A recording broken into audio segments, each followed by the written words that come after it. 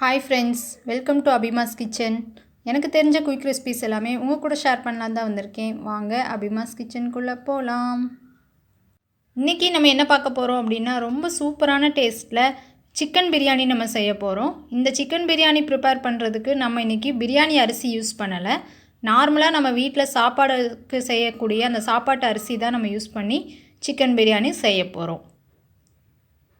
நம்மக்கிட்ட எப்போவுமே வந்துட்டு பிரியாணி அரிசி அவைலபிளாக இருக்குன்னு சொல்ல முடியாது. ஸோ அந்த மாதிரி டைமில் நம்ம டக்குன்னு ஒரு பிரியாணி சாப்பிட்ணுன்னு நினைக்கும் போது நம்ம நார்மலாக வீட்டில் சமைக்கக்கூடிய அரிசி வச்சே ரொம்ப சூப்பராக வந்துட்டு பிரியாணி செய்யலாம்.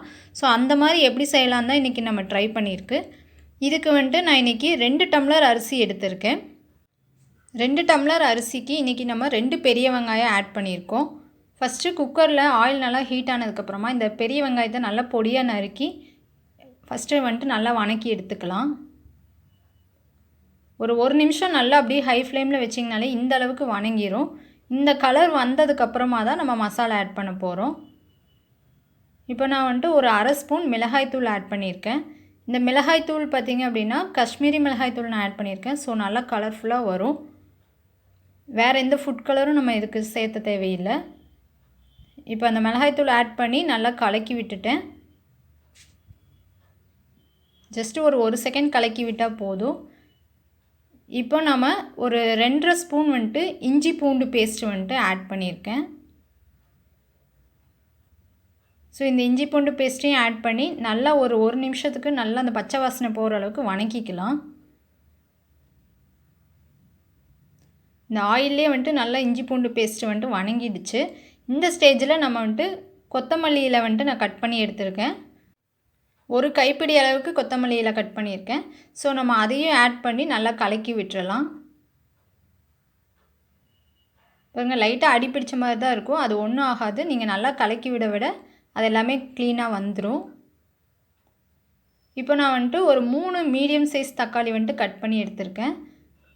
பாருங்கள், பொடியாக நறுக்கல தக்காளி நான் ஒரு 2-3 தான் கட் பண்ணியிருக்கேன். அதையும் நம்ம இப்போ ஆட் பண்ணிடலாம். இப்போ அந்த தக்காளியும் ஆட் பண்ணி நல்லா கலக்கி விட்டுறலாம்.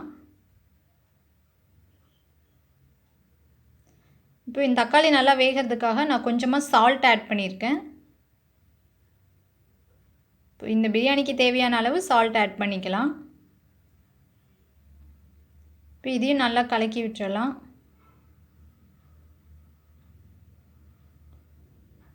ஒரு நிமிஷம் நல்லா இது வணங்கட்டும்.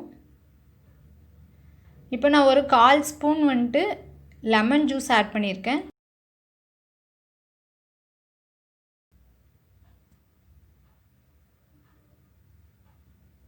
இப்போ பிரியாணி மசாலா பவுடர் வந்துட்டு ஆட் பண்ண போகிறோம். நான் வந்துட்டு ஒரு 2 ஸ்பூன் வந்துட்டு பிரியாணி மசாலா ஆட் பண்ணியிருக்கேன். இப்போ இது எல்லாத்தையும் நல்லா கலக்கி விட்டுறலாம்.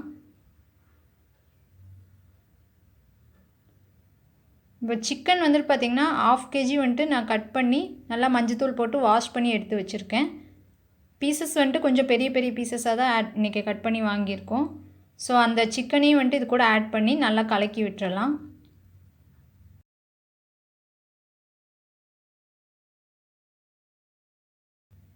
நல்லா ஒரு நிமிஷத்துக்கு நல்லா வணக்கி விட்டுட்டோம்னா நல்லா மசால் பிடிச்சிக்கும் சிக்கனில். ஒரு நிமிஷத்துக்கு இந்த சிக்கன் நல்லா வேக விட்டோம்னாலே போதும். இப்போ நல்லா இந்த அளவுக்கு வெந்து வந்ததுக்கப்புறம் தக்காளியெல்லாம் பாருங்கள் மசிஞ்சு வந்திருக்கு. இந்த ஸ்டேஜில் வந்துட்டு நம்ம அந்த அரிசியும் வாட்டரை ஆட் பண்ணிக்கலாம். அரிசி பார்த்திங்க அப்படின்னா 2 டம்ளர் அரிசி ஒரு 15 மினிட்ஸ்க்கு முன்னாடியே நான் ஊற வச்சுட்டேன். ஒரு 2 டைம் வாஷ் பண்ணிவிட்டு ஊற வச்சாச்சு. இப்போ அந்த அரிசியை ஆட் பண்ணியாச்சு. அதுக்கு தேவையான அளவு வாட்டரையும் நம்ம ஆட் பண்ணிட்டோம். இப்போ இந்த அளவுக்கு பாருங்கள் நல்லா கொதிக்க ஆரம்பிச்சிருச்சு. இந்த ஸ்டேஜில் தான் வந்துட்டு நம்ம மூடி போட்டு வைக்க போகிறோம். இப்போ மூடி போட்டு ஒரு விசில் தான் விட்டுருக்கேன். இதுவே வந்துட்டு சிக்கன் நல்லா வெந்துடும்.